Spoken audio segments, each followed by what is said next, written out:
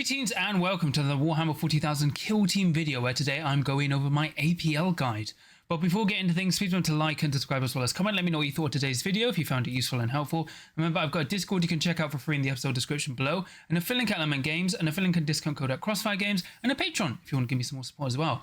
But yeah, today's guide is, well, another guide because I'm doing a lot of guides, and I'm covering APL modifiers for Kill Team. So I'm going to talk to you all about, APL modifiers, how to use them, and then also covering medics and comms because they are a core component and it makes more sense as a combined video instead of a separate video.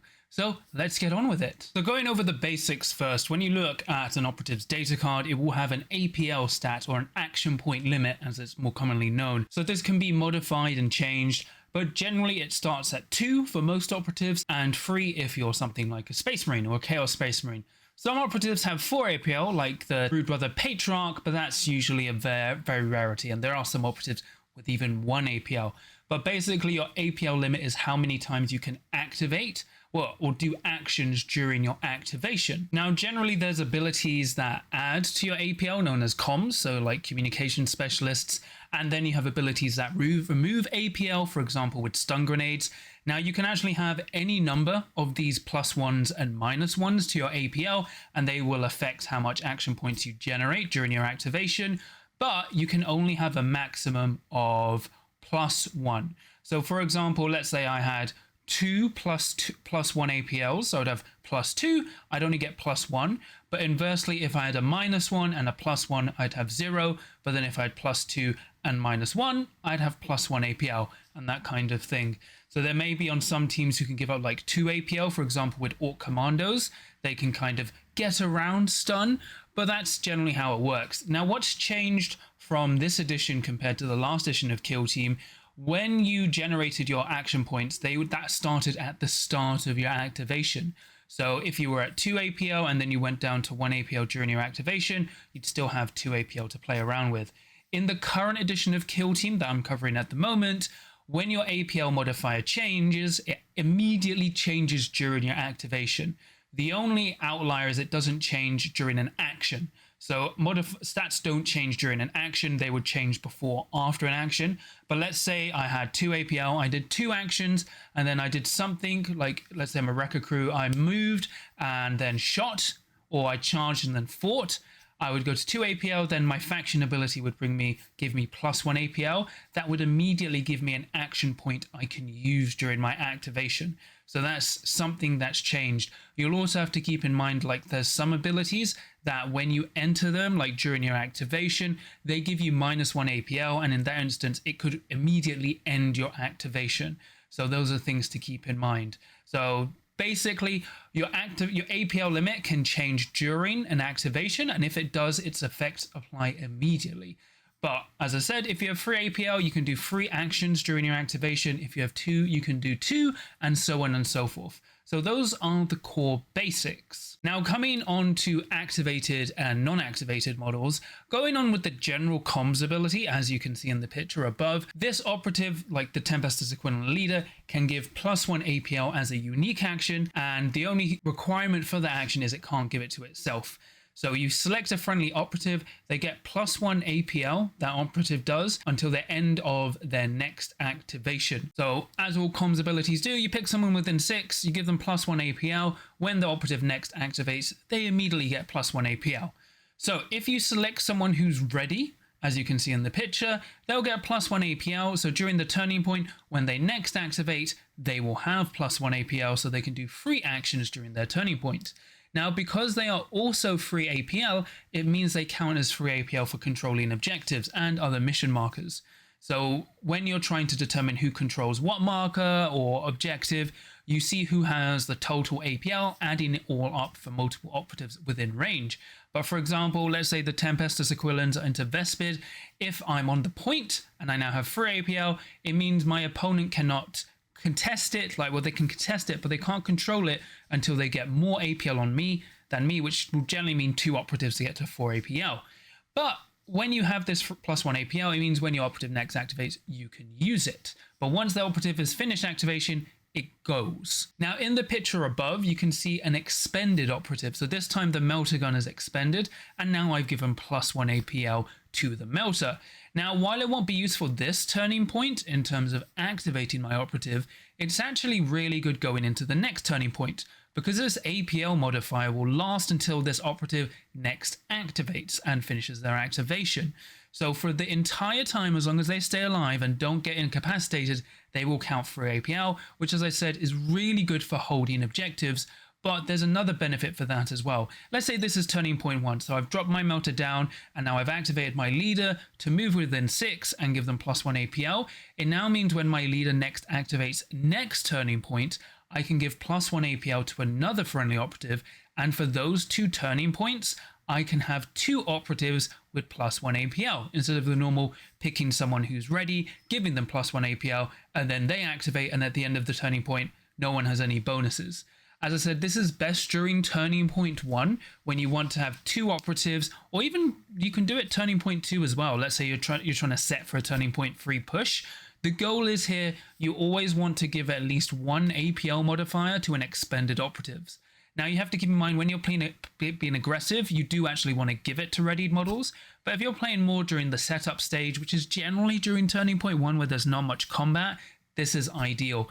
Now, this is actually really powerful for certain other kill teams, namely Kazakin, because their comms can give out +1 APL twice a turning point. So then if you're, for example, playing Kazakin, you pick 2 expended operatives to get +1 APL, and then next turning point, your comms can activate first, give another 2 operatives +1 APL. So then for that turning point, you have 4 operatives with 3 APL. So just something to keep in mind. It throws a lot of people off because when people are playing with their comms devices, like their comms operatives, or like trying to manage their APL, they think they have to use it immediately, when actually, if you don't have any good targets to set up, let's say your opponent's being too defensive, this is probably the best situation, especially if opponent's being quite defensive turning point 2 as well.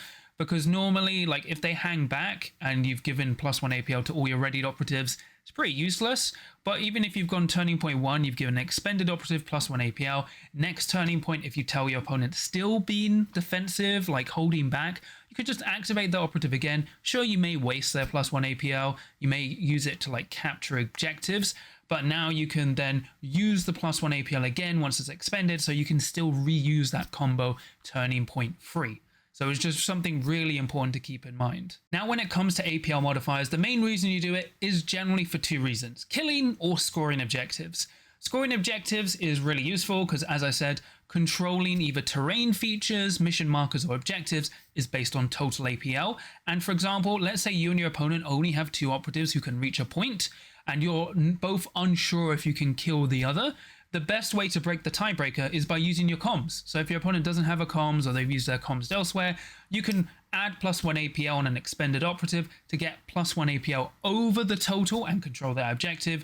Really useful for stuff like when even tac ops for like securing terrain features, like such as with Stronghold or securing doors on Gallow Dark. But it's really useful for like taking control of the center objective and trying to like even make sure your opponent can't score tac ops. For example, stuff like recover items, you can outcontest your opponent. So very useful there. And then the other way is generally to kill. So you can reposition, dash, shoot. That's what all Space Marines can do. And you know, it can be quite good on Space Marines, but it's more powerful on operatives such as those with special weapons. So for example, a melter gun, because you know, it's got a 6-inch range, and normally when you reposition 6, it has a 12-inch threat range, 14 if you take into account for negating cover. But then when you add that extra APL, that increases the threat range to 15 inches, which can cover a lot of the board when you look at a kill team board. This is generally pretty common, but another way is being able to charge, fight, and then shoot. So you can charge, fight someone, kill them, then shoot. It allows you to double kill on teams that normally can't double kill, namely 2 APL teams, which is very useful. And being able to maximize this threat range is very powerful, and you'll see a lot of people either do it on their grenadiers to throw their cracks that hit on freeze, or as I said, melter gunners, sometimes even plasma gunners, because when you have that extra mobility, you can suddenly reach places your opponent wouldn't expect. Which is why a lot of the time, especially turning point 1, you'll see people like activate their gunners like near end to last. then give them +1 APL. So going into turning point 2 or 3, they'll have free APL to do threatening things. And then obviously the other third usage is kind of a mix between both. For example, you reposition onto a point, you shoot someone, then you use your last APL that you've gotten to secure a point. Very, very simple, and generally all applies to 2 APL teams. Gets a bit more flexible on Gallowdark because you can reposition up to a door, open it, and then hatchway fight. So you've got lots of flexibility there, but it usually involves repositioning, doing a mission action, and then usually fighting or shooting. So you can kind of maximize the scoring potential of your operatives. But those are the 3 core principles of what you do with extra APL. You also can do it as Space Marines. So for example, Tzeentch Chaos Space Marines from Legionary can give themselves +1 APL, which is very crazy for a Tzeentch operative, because especially on Gallowdark, you can reposition, open a door, and then shoot twice, or like reposition, or more actually charge, fight, and then double shoot. So you can do it as elites. It is generally very rare. It's more common on 2 APL teams. Now, ways you actually lose APL is really rare. The only current reliable way are stun grenades, which at the time of recording work on a free up. So you pick a target within 6, you roll a dice, but they also be visible to you. And then on a free up, they're -1 APL, and then you roll a dice for everyone within 1 inch of that model. And then on a free up for each of those, they're also at -1 APL. So as part of your universal equipment, you take a utility grade and you can take 2 stuns, and then you can reduce APL. And effectively, when you're reducing APL, it works inversely to modifying APL. So you're generally using it to try and take control of objectives, this time with singular operatives. So for example, let's say your opponent's on a point, this is like maybe you're playing secure the objective, or like transmission, you're trying to get most APL on the point. Your opponent only has 1 operative there. You can reposition within 6, reposition, get onto the objective, throw a stun, and if that succeeds, your single 2 APL model will now control that objective because the person you've stunned is only 1 APL. That is the most common way to deliver -1 APL. The Magos from Brood Brothers can also give someone visible -1 APL, as well as the Mind Witch if you're a valid target. So there are some other ways you can get -1 APL, and then also you get a -1 APL if you're resurrected by the medic. So if you're in range of a medic and you don't have a blaster tolerant weapon, if you use the medic ability, you are left alive on 1 wound, but as a consequence, you have -1 APL, as so is the medic. So those are the 3 main ways, and it's just all inverse. Generally, it's either happening because you're trying to trigger onto your opponent, or something bad has happened and your medic's kept someone alive. There are other ways like the Ratling's Trip Mines. If you enter into them, you're -1 APL until the end of your next activation. So you do have to keep in mind that these also change for how long they do last. Now, another key principle to remember with APL modifiers, they are actually not all universal. They will change when they trigger and when they affect. So this is more commonly when the APL modifier ends. So commonly an APL modifier will end at the end of your activation. So for example, let's say you've activated an operative with +1 APL, they are free APL during their activation, then they finish their activation and it goes, right? But that's the general rule of thumb, but it's not universal for every operative. Now, for example, when you've got like the Harnkin Jaegers, when their warriors get +1 APL, it will last until the start of their next activation. So what this means is even after they've activated, they will continue being free APL until they next activate. So when an operative has this kind of APL modifier, it doesn't mean when they next activate they go to free APL, because it would immediately stop at the start of their next activation. This means that even though they've activated and they've used the +1 APL modifier, they will still count as free APL for the purposes of contesting and controlling objectives and other mission markers until the start of their next activation. So this is something key to keep in mind. Now, I don't think there's anything in the game in the moment that lasts until the end of the operative's next activation, but for like +1 APL, but that's the main kind of distinction. There's APL modifiers that last until the end of your activation, and APL modifiers that last until the start of your next activation, so it's not all universal. And as I added with APL negative modifiers, they also have the same category. Usually they last until the end of an operative's activation, but sometimes it can last until the end of their next activation, like with the tripwire from Ratlings. This is really pinning and severe, but it's usually on telegraphed attacks, for example, like with mines. Stuff you actively have to walk into and purposely give yourself -1 APL, usually because you're trying to move up the kill zone. So that's a lot rarer, but it's just to clarify that APL modifiers, while they should generally end at the end of your activation, some last until your next activation, either the start or end. And then finally, we go on to medics. So medics are very intertwined into the APL modification system. Now, there are 2 medics that are effectively immune to all negative APL modifiers. So those are the Exaction Squad medic with sunglasses, because they ignore all APL modifiers, as well as the Broodbrother medic, because if you take the Magus, they will ignore negative APL modifiers. So when the medic ability kicks in, it will not reduce those operatives by -1, as well as the operatives they resurrect, which is very powerful. And then you've also got the Star Striders and the Battleclade medics, who resurrect without giving out -1 APL, because they're just really good medics.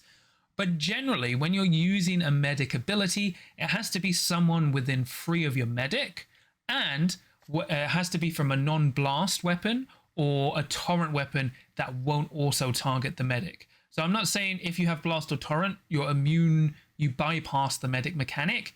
It has to be blast or torrent that also will affect the medic. So if the medic becomes a secondary target, then you can't resurrect someone. But otherwise, the way it works, let's say I move out with my gunner and they're on engage. I shoot at one of my opponent's operatives and incapacitate them. Then someone shoots back and then does enough damage to incapacitate me.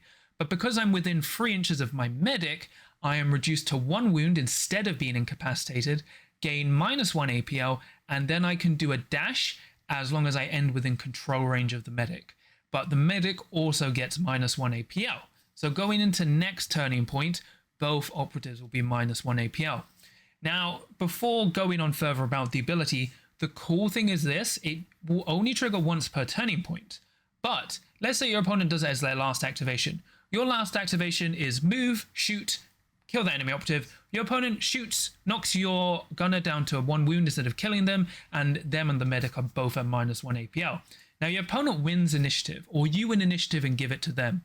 If they can still only shoot that gunner, they will not be able to kill them again unless they can fire twice during their activation, because your medic ability will reset for that turning point.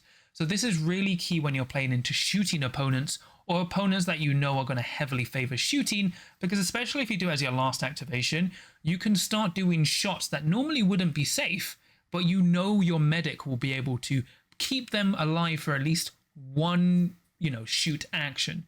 Because then you can go like, yeah, cool, you've shot this 1 wound operative, you've incapacitated again. Sure, the medic and that operative both get another -1 APL operative marker, so they're down to technically -2, but it caps at -1, and that's your activation. So now I'm going to activate the gunner, who is just going to walk away, and then you can save it for next turning point.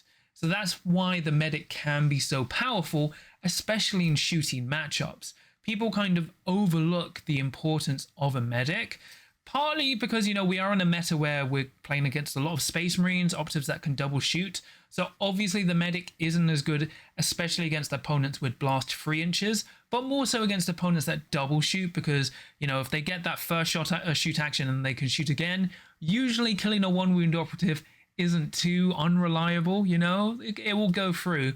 But the medic is so crucial. Not only can it do this way to keep an operative alive technically twice over 2 turning points, but you can also still heal now. And the general buff is medics can now heal even if they've saved someone from being incapacitated, as long as they're not healing the same target. Now, you do have to be generally in control range for this, but healing 2d3 can be quite useful, especially even if your medic's 1 APL, you can have an injured operative or wounded operative move into their control range and then use that 1 APL to heal someone. And even when you're playing into melee teams that don't have much shooting, the medic is still very useful if you don't have any other competitive options. I think the medic, for example, with Exaction Squad is still great into melee opponents, because, for example, you can still just heal someone up, especially when you've got roadblock operatives like your shield opera, your subjugators. But I think people overlook the healing and the importance of the double save. Now, obviously, if you're playing into a really fast double fighting dedicated melee team, the medic isn't great. But if you're playing into a shooting team, the medic is really useful. And even if you're playing into an opponent that can double shoot, forcing your opponent to use like their double shoots just to kill one operative can be worth it. Because especially if it's like, okay, sure, you know, he can shoot twice, but he generally is like maybe the only operative that can shoot twice. Or if I do this double shoot, I'm now stuck in the open because ideally I want to like dash, shoot, and then reposition away. Now I'm going to have to dash, shoot, and then shoot again. And then you can punish them with your shooting. So I think a lot of people overlook like the downsides in terms of like, yeah, sure, into a double shooting opponent, medics aren't as useful, but they will trap opponents that have to move out, reposition, and shoot them. So that kind of covers the power of medics. And then finally, touching on communication specialists, they generally just give out +1 APL within 6. So you pick someone visible within 6, get +1 APL, nothing too strange here. Generally, while it does only have a 6-inch range, if you have the ability to get to 2 APL, like 3 APL, you could reposition and dash, but generally you reposition and comms, so that gives you kind of almost a 12-inch range. So you reposition 6, pick someone else visible within 6 to get +1 APL. And then obviously if you have 3 APL, you can reposition and dash 9 inches, then give someone else +1 APL.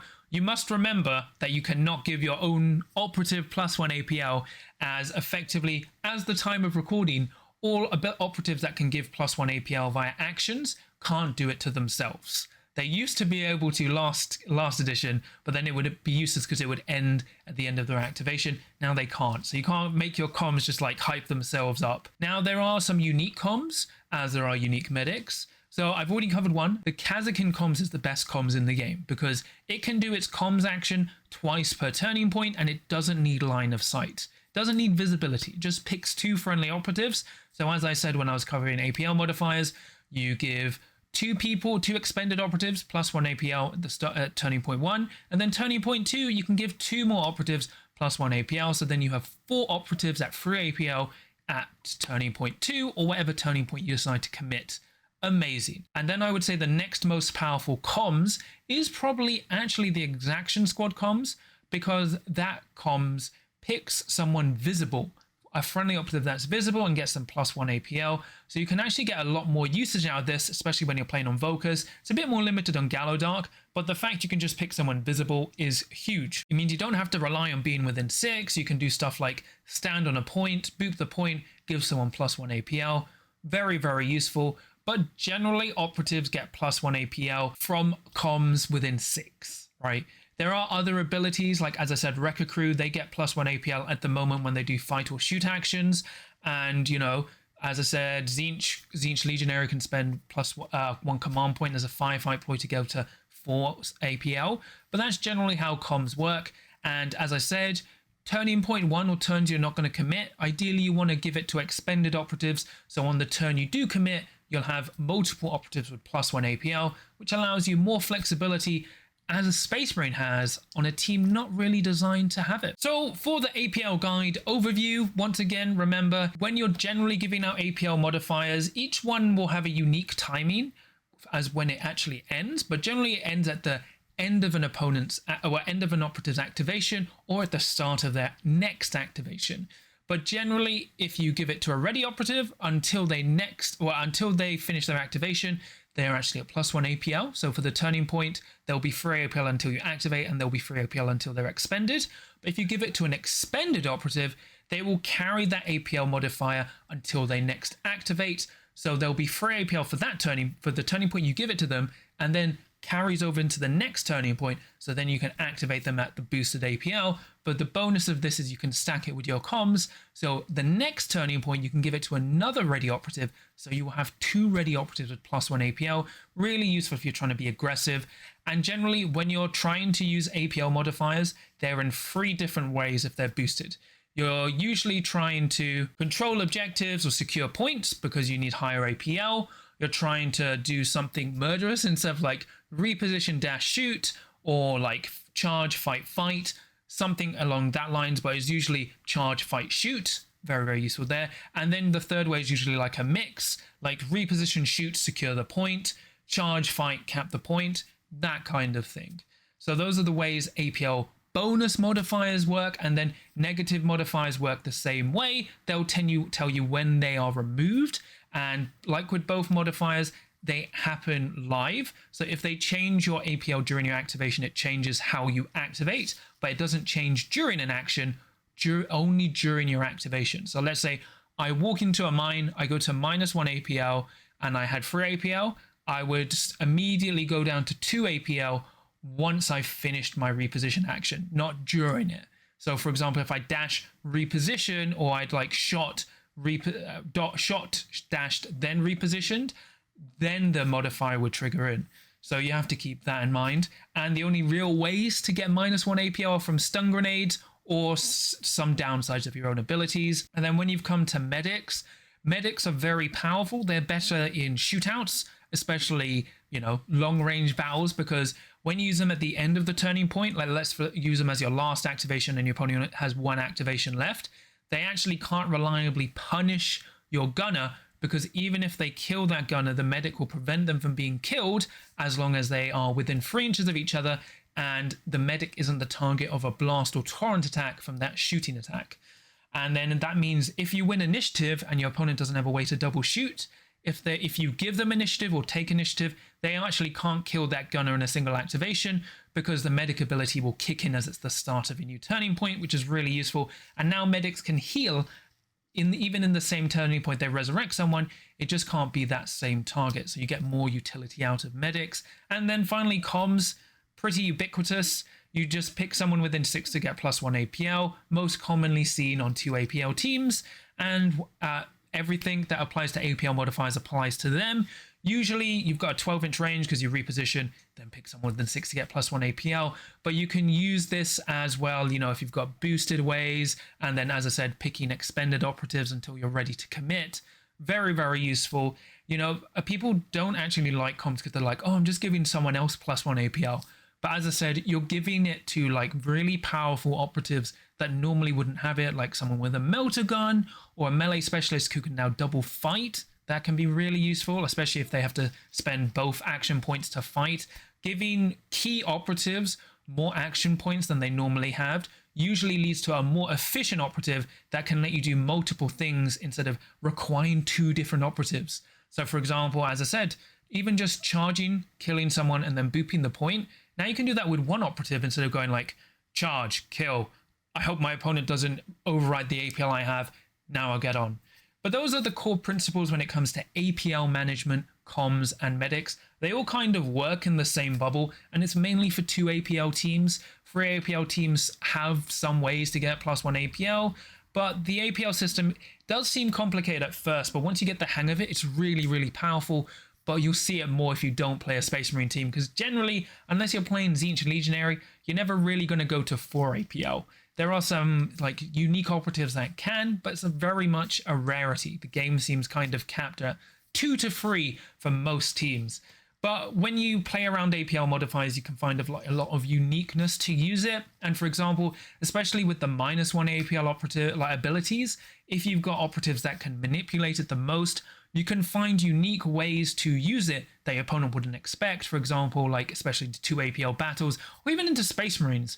Normally, when you're into a Space Marine, you would need 4 operatives to, like, you know, secure or contest a point. But you could now use 1 operative to give that +1 operative like +1 APL, so they go to 3 APL, and then give that activated Space Marine -1 APL, so they go down to 2. So now you control the point with a single Marine, well, with a single operative, a single human dude versus Space Marine. It's really cool. And while it does sound a bit complex, the more you play and get used to it, especially when it comes to medics and stuff, especially if you have medics that have ways to negate the APL modifiers, really, really powerful. But that's pretty much it from me today. Please remember to like and subscribe as well as comment. Let me know what you thought of this APL guide. Did you find it useful and helpful? Remember, I've got a Discord you can check out for in the episode description below, an affiliate link at Element Games, an affiliate link and discount code at Crossfire Games, and a Patreon if you want to give me some more support. And I'm just going to quickly shout out my patrons. So for my adepts of the craft, Tom, the Houston Toad, Super Cow, Nick, Mr. Meatwad, Marshall, Lucas, Graham, Fangzu, Draken, Dan, Data Goldens, Chris, Alex, and Amorphium. So thank you so much for all your support. It really means a lot to me and helps support the channel. But yeah, you know, one more of my guides out of the way. there's a lot of guides I actually wanted to do. So hopefully, you know, they're useful and helping you learn the game or like refine your gameplay. So because there's a lot of usage out of APL modifiers, but you know, we have some exciting stuff coming up soon for Kill Team. Who knows what kind of Watch of Death it could be? Might be some kind of deadly silence. But remember, no matter what happens with how many modifiers you get in Kill Team, you always have a chance to win as long as you can roll a crit.